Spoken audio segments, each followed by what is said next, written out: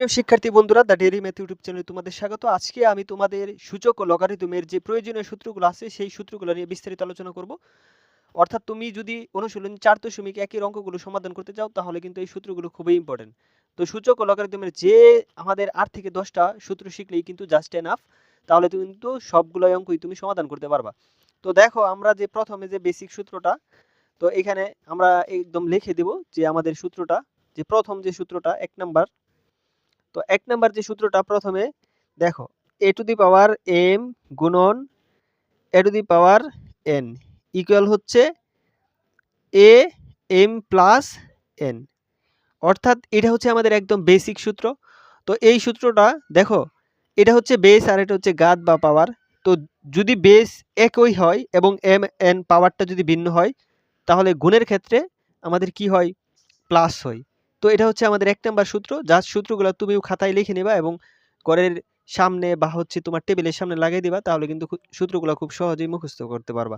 তো দেখো 2 নাম্বার যে সূত্রটা সেটা হচ্ছে আমাদের, যদি এটা আমাদের ভাগ আকারে থাকে তাহলে আমরা এটা লিখতে পারি a to the power m ভাগ a to the power n।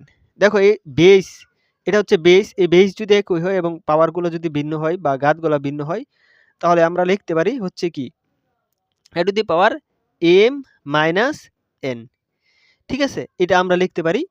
যদি এখন দেখো, যদি আবার এইভাবেও থাকে 3 নাম্বারটা, আমরা a to the power m ভাগ a to the power n, অর্থাৎ বেস যদি একই থাকে তাহলে এটাও আমরা সেম একইভাবে লিখতে পারি m মাইনাস n। তো এখানে 3টা সূত্র আমি বিস্তারিত আলোচনা করলাম।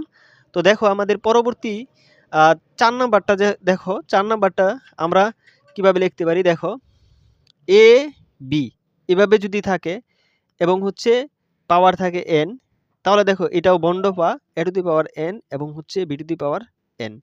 এটা আমরা লিখতে পারি, এটা হচ্ছে আমাদের 4 নম্বর সূত্র। অবশ্যই সূত্রগুলো লিখে নিবা। a ও বন্ড পাবে, b ও বন্ড পাবে, এভাবে আমরা লিখতে পারি। তো দেখো 5 নাম্বারটা যদি আমরা লিখি, 5 নাম্বারটা হচ্ছে যদি a ভাই b এভাবে থাকে, এরকম থাকে, তাহলে কিন্তু এটাও আমাদের লিখতে পারি এই a to the power n আর হচ্ছে b ও বন্ড পাইব b to the power n। তো আশা করি 5 নাম্বার সূত্রটা বুঝতে পারছো। তো এখন দেখো আমরা 6 নাম্বার সূত্রটা দেখব। 6 নাম্বার সূত্রটা, 6 নাম্বার সূত্রটা যদি তোমাদের এরকম থাকে a m পাওয়ার হচ্ছে n, তাহলে হচ্ছে আমাদের এটা গুণ হয়ে যাবে a m n। তো আশা করি এটা বুঝতে পারছো। তো এখন আমরা 7 নাম্বারটা দেখব। 7 নাম্বারটা খুবই সহজ। তো 7 নাম্বারটা হচ্ছে আমাদের a টু দি পাওয়ার 0 যদি হয়, a টু দি পাওয়ার 0 হয় তাহলে এই মানটা কিন্তু আমাদের 1 হবে। হ্যাঁ, আশা করি বুঝতে পারছো। তো 8 নাম্বারটা দেখো, যদি আমাদের a টু দি পাওয়ার -1 হয় তাহলে আমরা লিখতে পারি 1/a।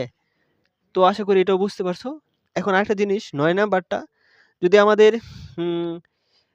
a to the power mn হয় তাহলে এটাকে আমরা লিখতে পারি 1 বাই, এই পাওয়ারটা যদি আমরা এরকম থাকে তাহলে হচ্ছে 1/n আমরা লিখতে পারি। তো a a 1/n, অর্থাৎ এটার উদাহরণটা দেখো, যদি √3 5 থাকে তাহলে এটা 5 1/√3। তাহলে এটা হচ্ছে আমাদের a to the power √n, তাহলে a 1/n এটা হচ্ছে আমাদের পাওয়ার আকারে থাকবে। তো আশা করি এই 9টা সূত্র তোমরা খুব সহজেই বুঝতে পারছো। তো এই 9টা সূত্র তুমি খাতায় লিখে রাখবা।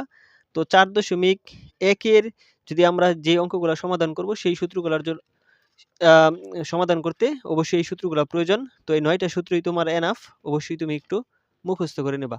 তো পরবর্তী আমি 4.1 এর সকল অঙ্ক স্টেপ বাই স্টেপ সমাধান করাবো, তাই চ্যানেলটিকে সাবস্ক্রাইব করে পাশে থেকো। Thank you watching for this video.